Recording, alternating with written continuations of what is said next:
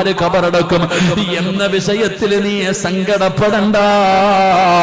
അബൂദർ തങ്ങൾ പറഞ്ഞ മറുപടി എന്തെന്നറിയോ?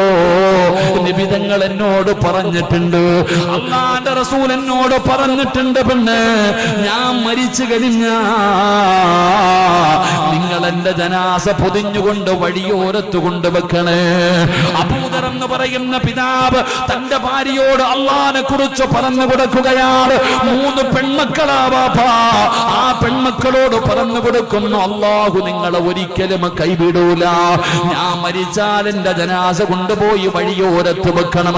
ഉംറ കഴിഞ്ഞു വരുന്നവരെ കാണാ, ഉംറ കഴിഞ്ഞു വരുന്നവരെ കാണാ. അവരോട് മാറി നിന്നിട്ട് വിളിച്ചു പറയണം, അല്ലാഹുവിന്റെ റസൂലിന്റെ സ്വഹാബിയാ, അവരുടെ കയ്യിലിരിക്കുന്ന ഇഹ്റാമിന്റെ വസ്ത്രത്തിൽ എന്റെ കഫം പൊതിഞ്ഞിട്ട് കബറടക്കാൻ വിളിച്ചു പറയണേ മക്കളെ. അബൂദർ റളിയല്ലാഹു തആല അൻഹു പറഞ്ഞു കൊടുക്കുകയാണ്, ലോകത്തോട് വിട പറയുകയാണ്. വാപ്പ പറഞ്ഞതുപോലെ പെൺകുട്ടികൾ വാപ്പയുടെ മയ്യത്തെടുത്തുകൊണ്ട് വഴിയോരത്ത് വെക്കുകയാണ്.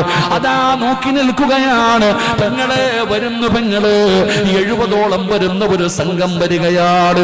മഹാനായ സൽമാനിൽ ഫാരിസി റളിയല്ലാഹു തആല അൻഹുവിന്റെ നേതൃത്വത്തിൽ 70ഓളം വരുന്ന ഒരു സംഘം ഉംറ കഴിഞ്ഞ് വരികയാണ്.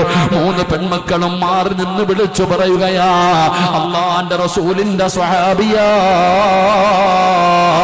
ഞങ്ങളുടെ വാപ്പയുടെ ജനാസയൊന്ന് കബറടക്കണേ. നിങ്ങളുടെ കയ്യിലിരിക്കുന്ന ഇഹ്റാമിന്റെ വസ്ത്രത്തിൽ ഞങ്ങളുടെ വാപ്പയുടെ ജനാസ കഫം പൊതിയണേ. മക്കളവിടെ വിളിച്ചു പറയുമ്പോ സൽമാനുൽ ഫാരിസി തങ്ങൾ ചിന്തിക്കും,